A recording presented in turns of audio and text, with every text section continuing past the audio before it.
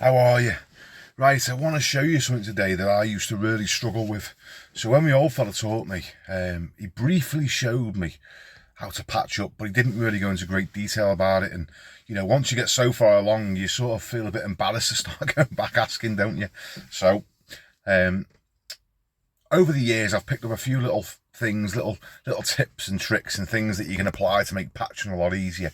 So I want to show you today a little job that we're on is a patching job, and it's for an old boy, Jerry.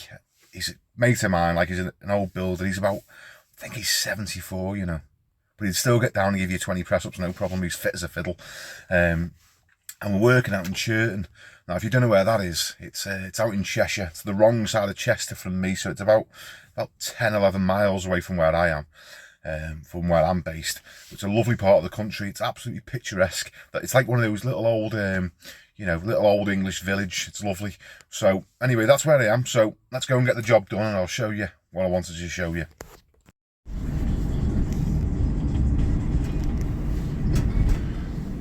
Look at some gorgeous places out here, isn't there?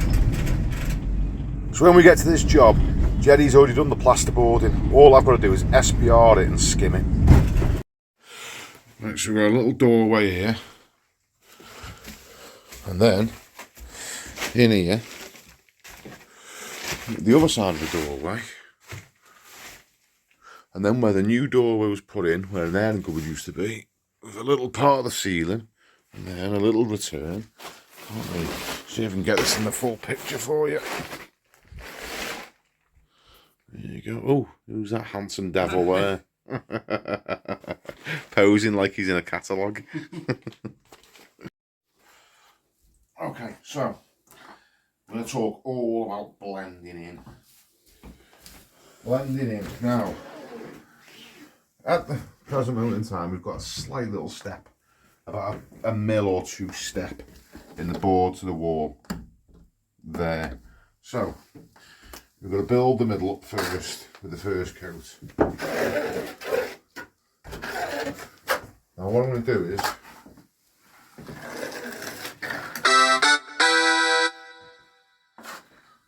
when the messages stop, even though this is the first coat, I'm still going to start to blend in. I don't want to leave any ridges.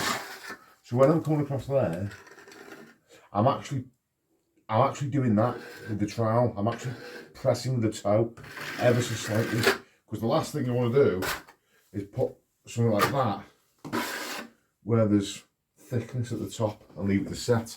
So I'm actually doing that. See how it's blended in there? I'm actually doing that there as I'm going. Now, when you do that, if you've got scrim, like here, come in. If you've got scrim like here, you don't want to leave the edge of the scrim in that blend. So you want to just go a little bit higher. I've done that just to show you. A little bit higher and try and get rid of the scrim from.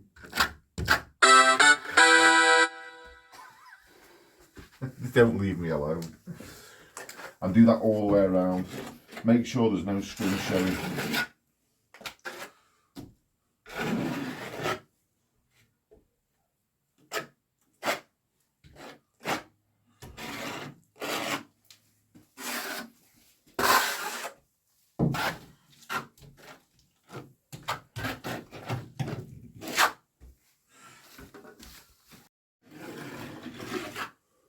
Now, this is the opposite side now, isn't it? Because it's obviously the heel that we're going to use. That's just the same principle again. Let's go up.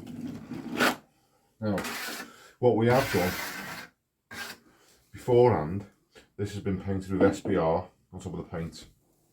So there's no suction there now.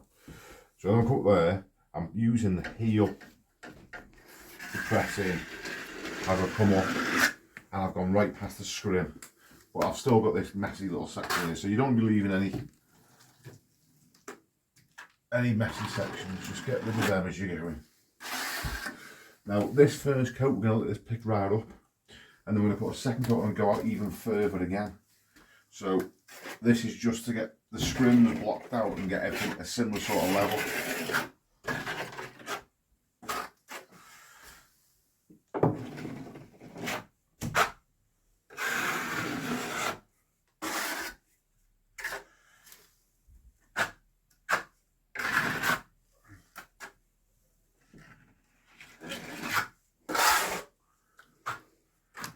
He looks like Kirk when he's doing the bottom of the walls. You mate? Yeah. Little fella. In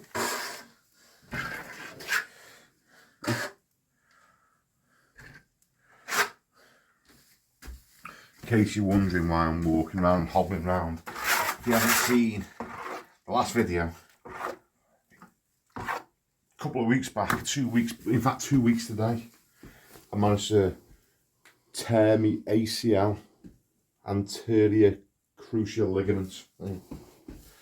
So the best part about being self-employed is you don't get any money for staying off, so you've just got to get on with it.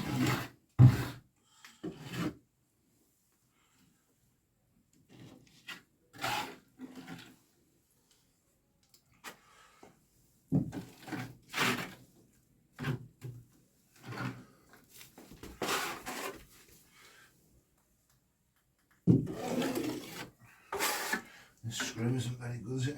It's terrible. It's not very sticky at all. Where did that come from? Screwfix. Screwfix. Why don't you take some out the water? I don't know. I've got rolls and rolls of it in there, that grey stuff. It's lovely.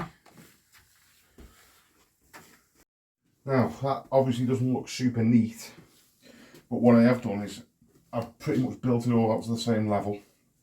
I can tell that there's no hollows when I'm doing the trowel.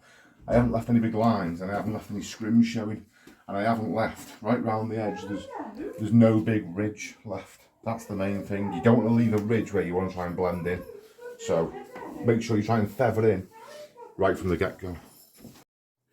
My little leg.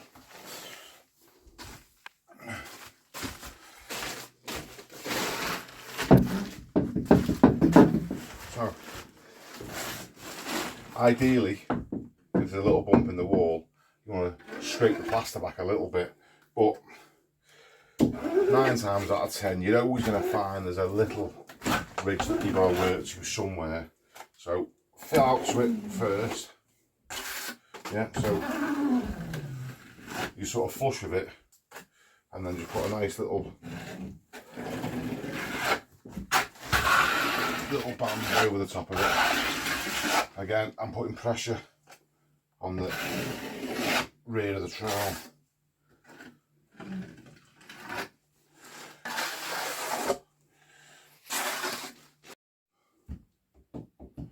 Not the same thing here, just a little bit of a step. So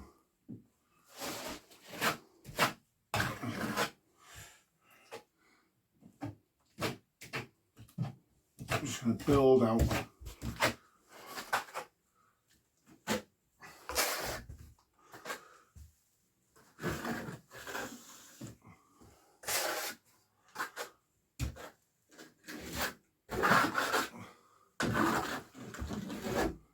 I'm just going to build out first, the right thickness, put it on, and then I'll put another little, just a blend in. I'm just bedding these scrims on before I go on with them. Because Kieran popped up here to get this job ready, and we ended up using some scrim that was from Screwfix. No offence to Screwfix, but scrim's absolutely useless, so it's not very sticky at all. So we're just bedding some stuff on to keep them still so they don't slide round whilst we put the rest on. This grey scrim's alright that I had in the van.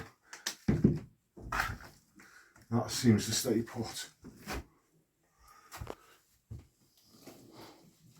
Have we got a water bucket in here? Yeah. Or was it outside? Outside. Oh.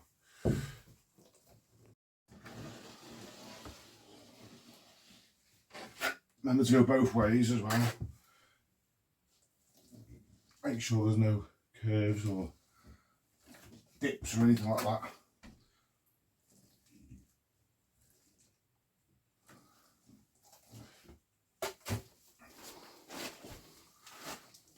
It's quite warm, this stuff is going off a little bit, but that's not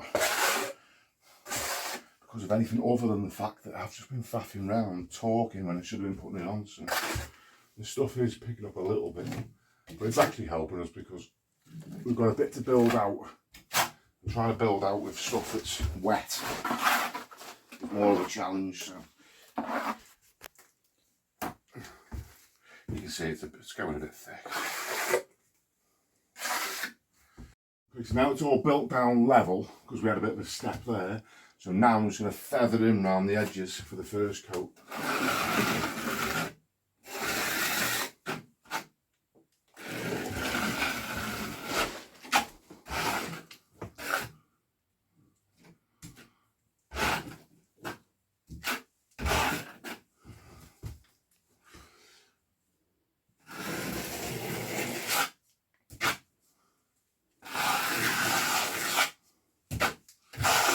Again, the idea is just to make sure that no scrims are visible.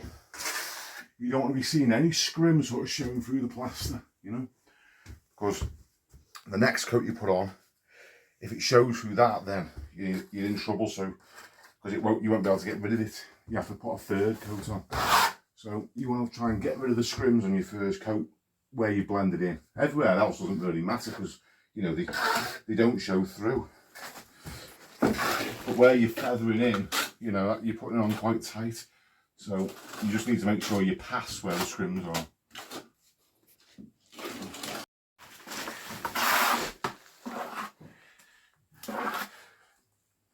Any beads, always make sure you go up and down, not across them. So what I mean by that is, don't go like this to beads and just work that way because they'll be hollow. So always go up and down the beads like that and make sure they're full.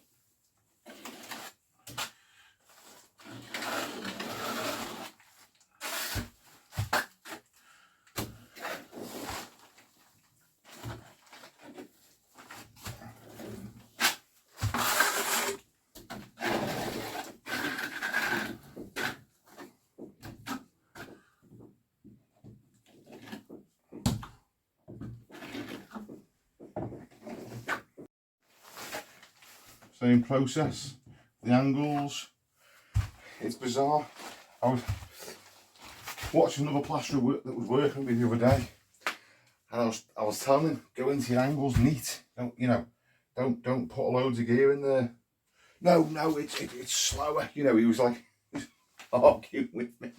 So I don't care. He's got to clean it all down, but he was whacking into the angles with his trowel, like fully loaded up like this, you know. And the stuff was going everywhere and it just looks messy and you've got all the cleaning up to do. If you just literally just take a little bit and go in neat each time, there's no cleaning up for you to do. Ugh. Excuse me, I can't bend me leg either.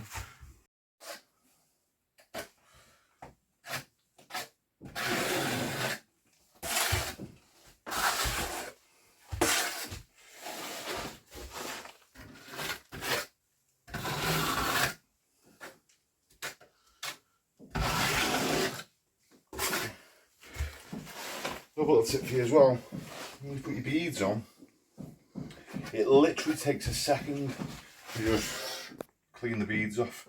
Now, if you don't, and you leave that to pick up, say that little blob there, don't know if you can see it, can you see that?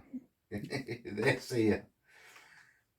Just leaving that to set a little bit, when you come to put your second coat on, you go like this, you're going to drag thick plaster and drag it across your wall. It literally takes seconds to clean it off. That'll make your life so much easier doing that. So that's all in here on. Okay, we'll probably see where I've blended that in there. That really, I was faffing around more trying to show you guys I'm going to take that right to the ceiling line because it's harder to blend that in than what it is to plaster the extra inch or two. So little tip for you, don't blend in unless you have to. Obviously, you know, that potentially you could have said skim it all the way to the end of the wall. It is like an extra, what, I don't know, 1.5 foot, but the bed can't be moved, so we'll probably just blend that in there. But that is a waste of time blending in. So the next coat, I will just take that up to the ceiling. Now, we've used up to now, how many bags did you mix, Kieran? One bag. We've put in there on, and built this doorway out here with one bag. And there's about just over a quarter left. Now, the stuff is picking up a little bit. So what Kieran's going to do now is whatever we've mixed up is downstairs. Kieran's going to go down now. I've got two options. We could clean out and mix up some fresh stuff and we'd have loads of time. We're on top of this. No, dead easy for us this. It's not hard work. So what we're going to do is, instead of mixing up fresh stuff, we're going to wet that stuff back up so it's going to set quite fast, which is what we want, so we're not here all night doing this. So Kieran's going to go down, add a bit of water to that and mix it up. That's going to set faster than usual then. As a general rule of thumb, if you were going to scrape that out and mix up again, it takes roughly half of what you've used for the second coat. So if we've used, you know, just over half a bucket, then we're going to need just over a quarter of a bucket to second coat it. But I know that wet up, there'll be just enough there for us to second coat with that, so. Go, let's go, let's go, let's go. There he is. Go on, go, run.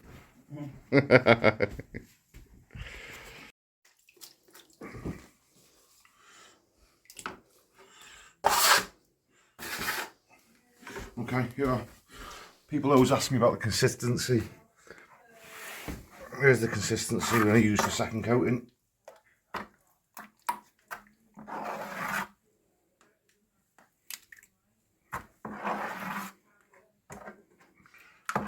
Notice a little wobble when it goes on the handboard, or the hawk, if you're mad and you want to call it a hawk. Little wobble, and that stops it tipping off, you know. Oh, too fast. Yeah. Yeah. Oh, it's not fast enough. Yeah, There you go. Can't do it too slow, as it will slide. Okay.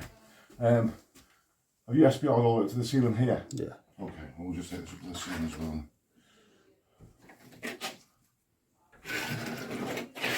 Now what you want to do now is send the blend out further again than the first coat.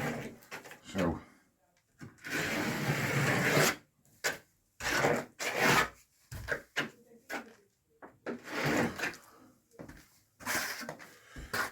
same principle, but take a little bit in neat.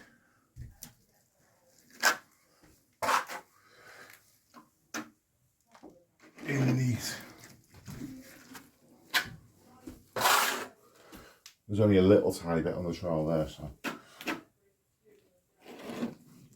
in neat.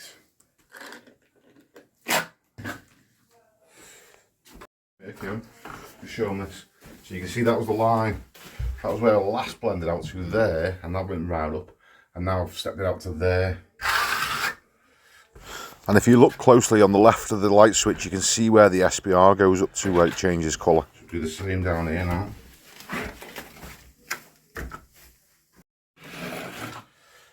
I'm just pressing with the toe of the trowel to make sure it blends in.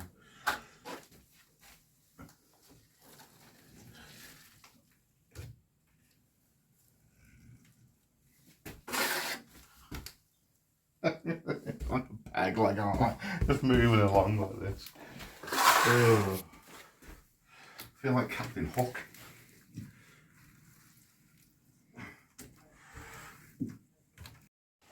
Right.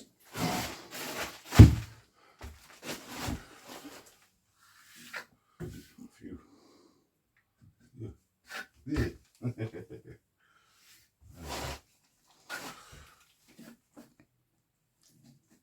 So this first coat's picked up a little bit now.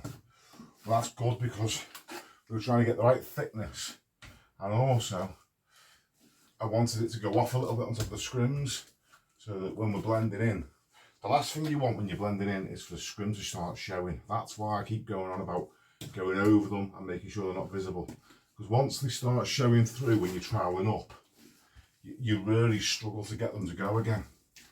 And then the whole point of patching is you're not meant to be able to see where it's been patched and where it hasn't. And if you've got a big unsightly scrim showing through, because all that will happen then is, if you get a scrim showing through, the decorator's going to come along and he's going to try and sand it. And it's fiberglass scrim, so it won't sand down, it'll fray, and the whole situation just gets worse. So that's why I keep going on about the scrims. It is quite important that you definitely get rid of them. If there's scrims showing when you start troweling up, you probably won't be able to get rid of them from that point forward. So you really want to get rid of them now. Not saying it's impossible. I'm just saying it's easier to do it now rather than further down the line.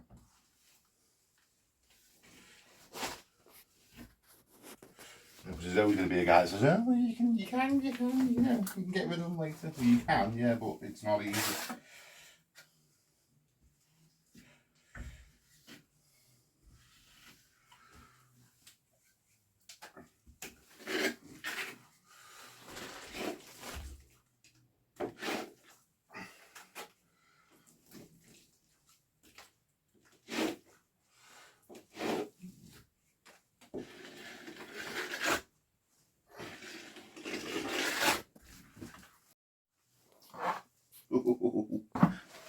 We're using more stuff than what we're meant to. I was just telling you all about it, saying, oh yeah, there's not quite half of what we use, but there'll be enough. But now I'm looking at it thinking, it's going to be tight. It's going to be tight.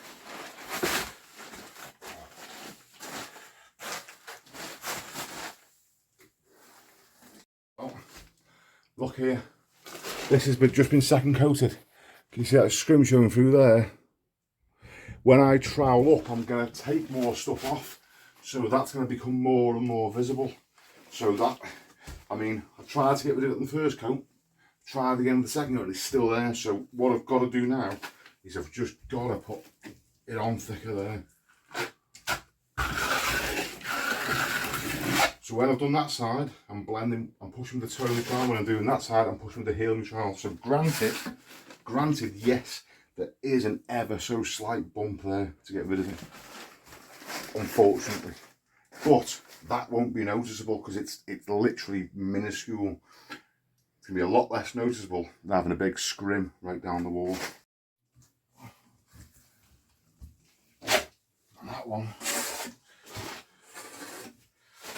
Now, the little thing you do when you're blending really is, because this is so short, I'm having to do this. I'm coming off the end of it, but watch this. See here, I'm coming out the blend in line that way. I don't want to really finish like that. I want to come that way, because otherwise you can end up with a ridge, like a whoomp like that. You see? So I'm doing that anyway just because I can reach it. And it's easy to feather it out, but ultimately I'm not going to leave that patch until I've gone the other way on it as well. So now I'll come that way and just make sure it's gone. Make sure it's nice and flat, that blend.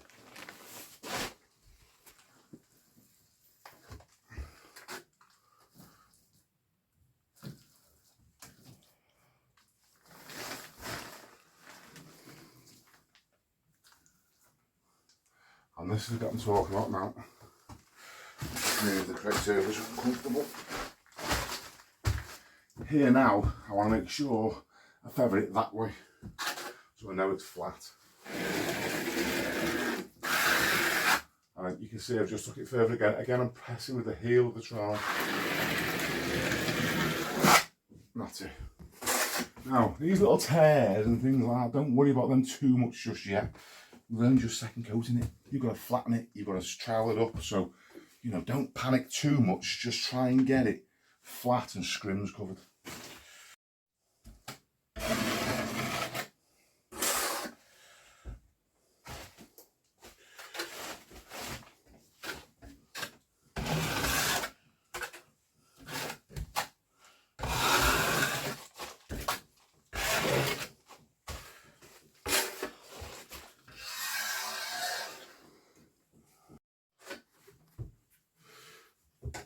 Another little trick for you, come here, in case you haven't seen this one already.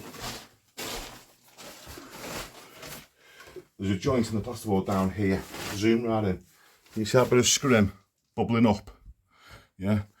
The more you go over it, it just keeps popping back up again. So, the joint goes this way, so cutting it this way won't matter. Just hit your... Then the scrim will lay down flat. No more problem. One second coat.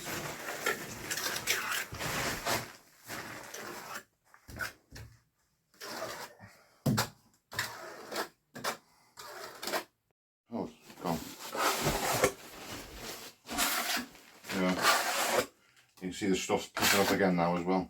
It's getting quite thick. It's not enjoyable to spread, but sort of lets me know that we won't be here. Won't be here for hours. Kieran's yawning already. Look at that, it's about the biggest. This is still first coated here. It's about the biggest sort of line you want to leave, but get rid of. In case you want to see a little thing that makes you faster.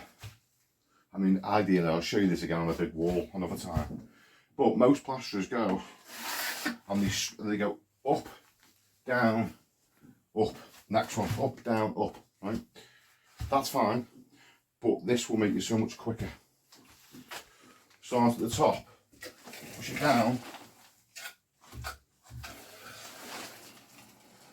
and come up. It's only, you're taking a stroke off. So top, down.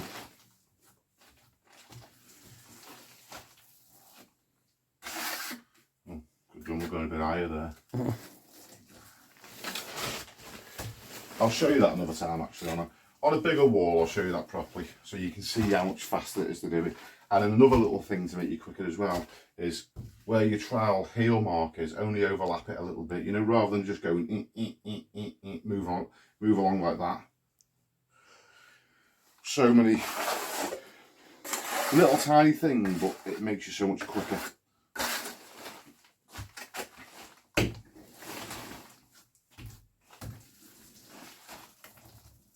Yeah, we'll come back to that again. When I've got nicer stuff and a bigger wall, I'll show you properly.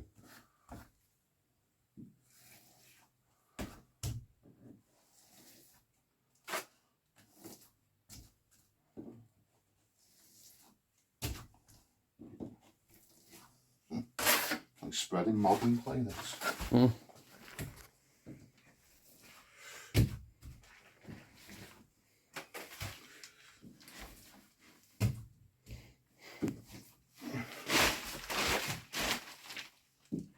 Okay, so Kieran's got to go now. He's going to go and wash this bucket out. We just, literally, you know, look how much stuff's left. We literally just had enough stuff. He's going to go and wash that out. But before he goes, because I'm going to do this probably quite quick, I want to show you, before I do anything else now, let's just start at the first blend here. If I cut this blend, it'll probably tear if I don't use water. Let's just see. Oh no, it's not too bad. Oh, a little bit of tearing, a little bit of dragging. But we've used SPR to have a chance to go in, so it's not too bad. But either way, you want to start off by wetting your blend. That's a wet, flat brush. Now, brush it as opposed to splashing it. And then, again, I'm pushing the toe. You're going to find it starts blending in. That there's blended lovely now. And you just want to do this every trowel. More water. If it tears, more water, you know. If it's dragging, more water. Really, the brush and water is the part that makes the blending in work. Again, I'm pushing with the toe. I'm doing that on the wall in the silly trowel. I'm exaggerating, but I'm doing that.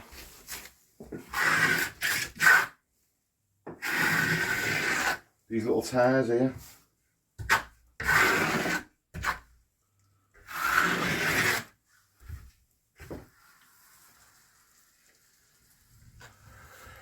That's where my scrim is, under there. That's where it actually is.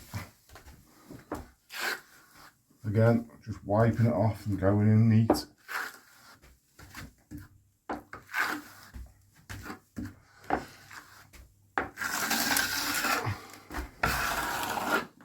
See this tearing?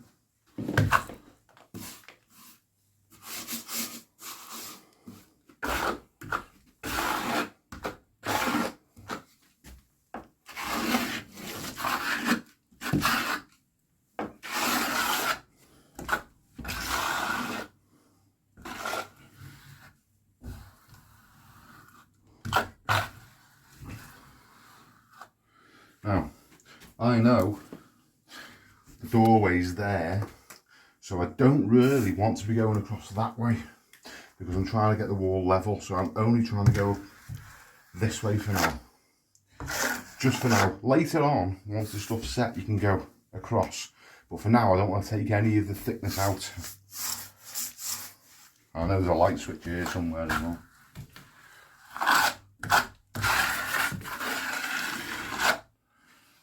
Bring a bit more water.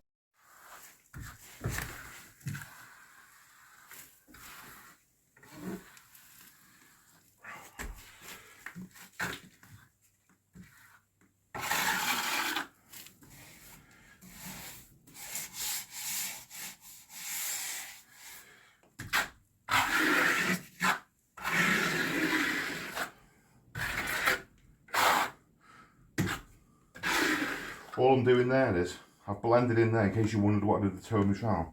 I've pushed with the heel, I've blended in, there's a bit of overspill come off the back. Just cleaning the overspill off, that's all that was. Right, so okay, Kieran's going to go wash out, and I'm going to do the same thing on the inside of that bedroom. You know what I'm trying to say. Give me a break, will you? Okay, so the only bit you've missed whilst Kieran was gone is I just quickly went over that wall, and all I had to do really was just make sure that when I got to here I didn't put too much pressure in the middle, because I know I built out where the scrim was. So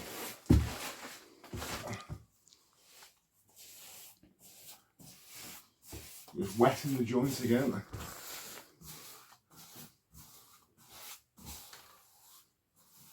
I don't know if you can see how wet that is, but I am brushing water onto it.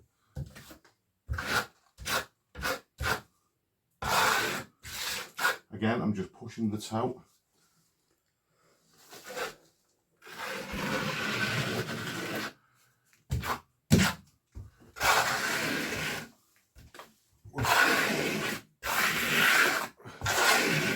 Any little tears, not too concerned with. I'm just trying to fill them out as best as I can.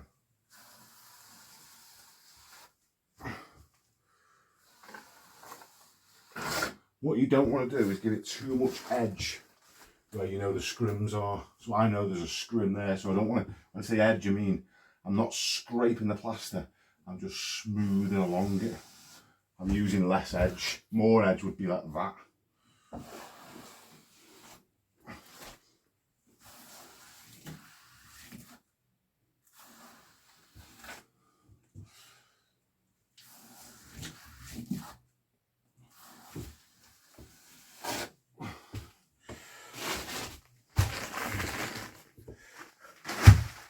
Another thing you missed as well when Kieran wasn't here. For some reason, my brain told me I could squat down and my leg told me I couldn't. I was nearly in tears just a minute ago.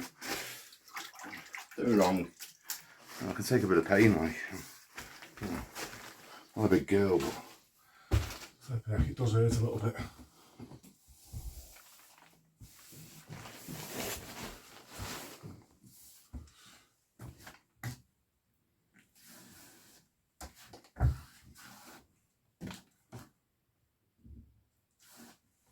I'm going to come the other way as well. See, I want to get some stuff in the corner, so I've put a load there. I'm going to take a bit of that and go in neat to the corner there.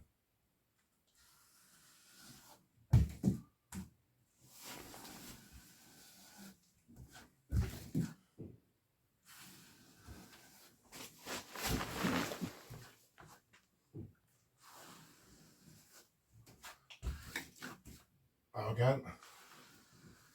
Scrims under here, so not so much edge. Because I know there's a little bit of a discrepancy in the heights. And the last thing I want to do is scrape back to the scrim, brushing the joint.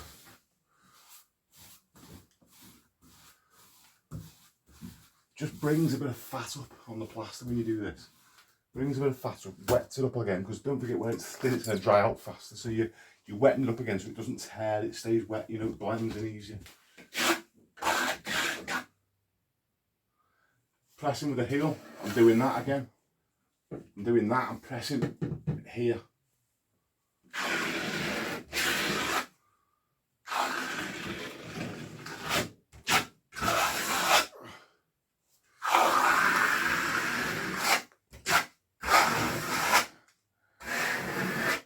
So we need to get in the habit. A lot of people, when they press with the trowel, press the whole trowel. They're pushing with everything they've got on the whole trowel. But when you're blending in, or if you've got, you know, really low spots in a wall, you've got hollows and you can only build them out so much or for whatever reason, get used to applying pressure with different parts of the trowel, you know, really start to get to know your tools so you can press more with the toe or with the heel and give it more edge. Ah! Just tried me. Thanks for saying that on Just swore me knee. Not swore, just there. I just swore on me knee. Oh, it's a good job there's no customers listening.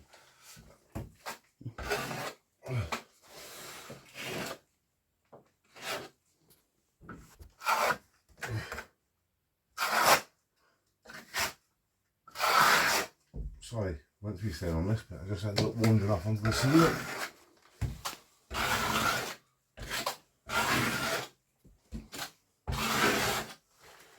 Each time you go over these blends, you want to try and imagine that you're never going to go over the blend again, you know. Try and leave it perfect each time. You never want to sort of go, oh, I'll get that better next time when you blend it in. You sort of want it, you know, you don't want a lump or a ridge or a line. You're always want to be trying to get it really blended in well.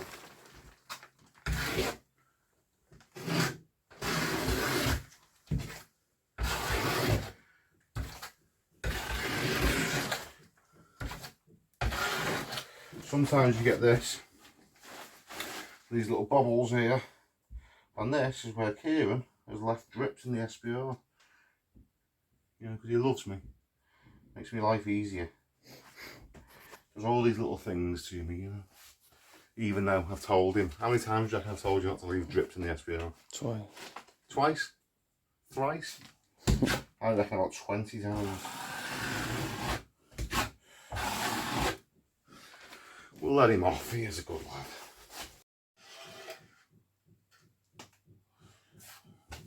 Now, even though this is just the flattening in, still using water on this trowel.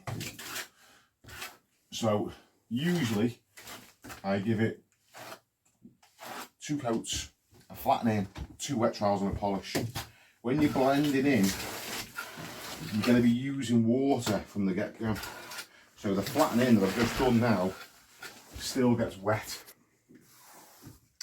Now another thing, I'm not going to bore the life out of you, because when I go over this for the first wet trowel and the second wet trowel, I'm going to do exactly the same process again. Nothing changes, nothing changes. And in case you're wondering about timing, when you should go over it, just go straight away. You won't do any harm. If you've gone over it too early, there's nothing wrong with adding a 3rd wet trowel and a 4th wet trowel, okay? The last thing you want to do is leave your patches, go and have a cup of tea, think you've got loads of time, come back and find that they've dried out, because where you're blending in is going to dry faster than there. So it's not that easy to time it. I would just keep going over it. So I'm not going to film the next 2 wet trowels because I don't want to put you through it. We'll just come back at the polish. Okay, so I did say we would come back at the polish, but I just thought I'd show you this. So we've been over these and we haven't done anything with the angles yet. They haven't been corner troweled or anything. But I don't use a corner trowel, I just use the actual trowel. So what you want to do is put your trowel into the angle, okay? So the heel's touching the ceiling, toes touching the wall. Now aim it down slightly because you don't want it to dig into the ceiling, and just come along the angle like this.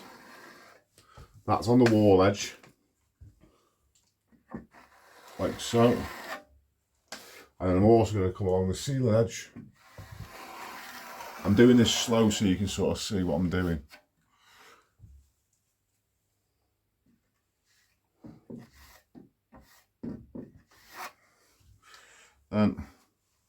Can you see on the screen what you're doing there? Can you? Yeah.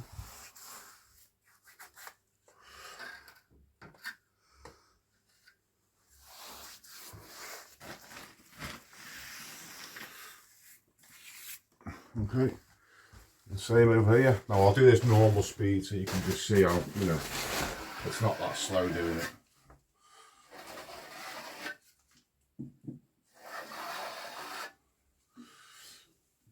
If you get in the habit of doing that, then you don't have to worry about carrying a corn trowel around with you.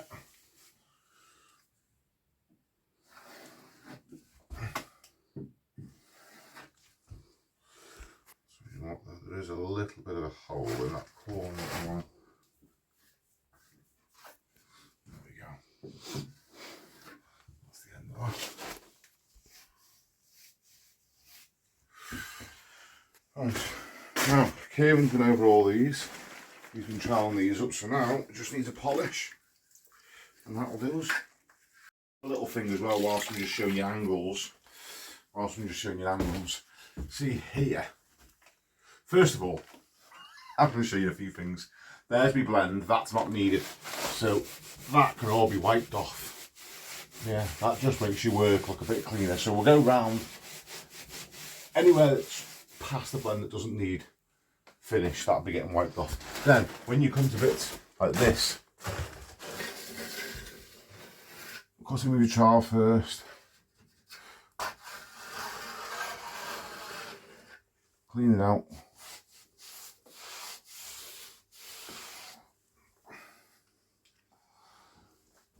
Because you want your angles to pop really, you don't want mess, do you? You know.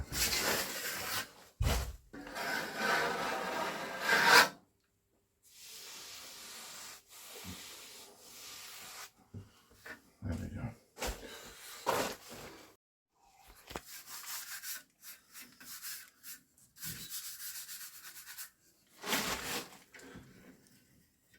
Okay. Quick polish now. Go the other way.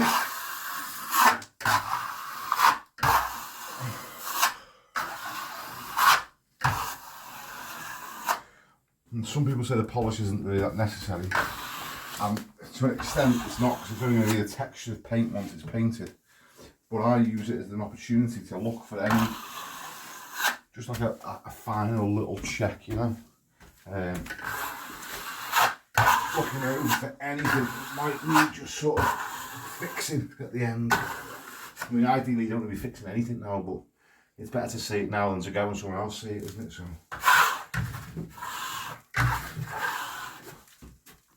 Like for instance, something like that. See under here, there's a little score there. Very little, you can feel it. So I'll just fix that now.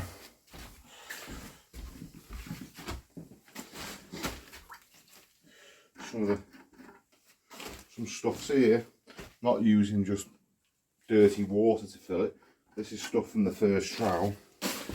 Because it's multi-finish, still comes back a little bit.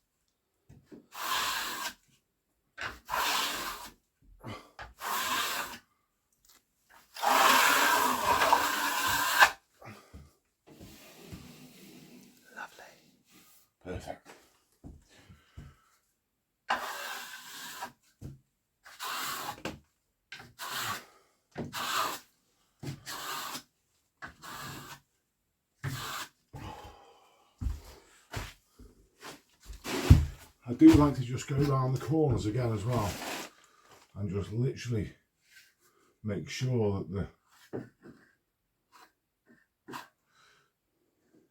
you don't have to put the angle brush on them. Just make sure that they're perfectly square in the corner. Sometimes people mess around with the corners that much with the angle brush. It's sort of like rounded in. Looks like the corner's been finished by someone poking it. You know, it's like a round. So I like to just go to the corners again. With the corner you try and just make sure that they are nice and square. That's it. Just clean that bead down nice.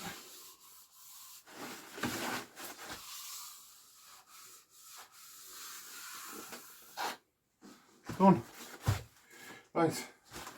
Now, the wonderful thing about having a bad leg is Kieran has to do everything now. So Kieran, clean everything up. Let's go. Right, before I let you go, I want to show you one thing. You could win one of these Dewalt cordless mixer. Now this is mine. I'm talking about a brand new one. Dewalt cordless mixer. There's the battery in there. Now that battery is a 9 amp hour battery. You will win 2 of those batteries, which, by the way, interchange with your other Dewalt tools. So it's an 18 volt battery that usually goes on this. This is a 54 volt, but it's a Flexvolt, which means it's 18 volt. So it powers all your other Dewalt tools as well. You get 2 of those batteries and 1 of those cordless whisks. No leads needed. You can just mix up anywhere you fancy. If you would like the opportunity to win one of those, then click on the link in the description. Put your name down. Tickets, I think, are 16 quid at the minute. And it's the 27th today. You've got 3 days, the 30th. On the 30th of this month, I'm going to pull a name out of a hat and someone will be the proud winner of one of those brand spanking new on its way to you. Cheers, guys. Adios.